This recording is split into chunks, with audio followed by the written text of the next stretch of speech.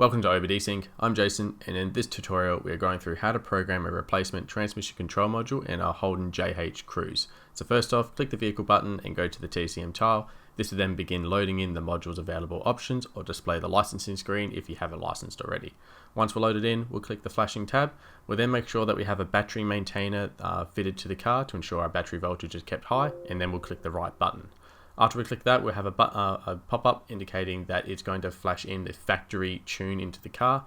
This means that if you have a custom tune on the vehicle, that will be wiped away as it will be putting the factory files back onto it.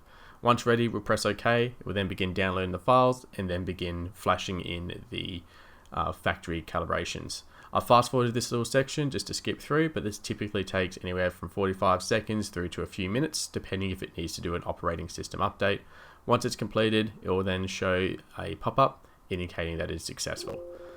We can then go ahead and click on OK and then move to the Learn Functions tab. From here, we can then perform our VIN Security Link.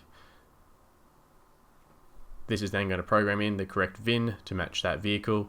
It only takes a few seconds, and that's now completed. After this, we can then head to the DTC screen.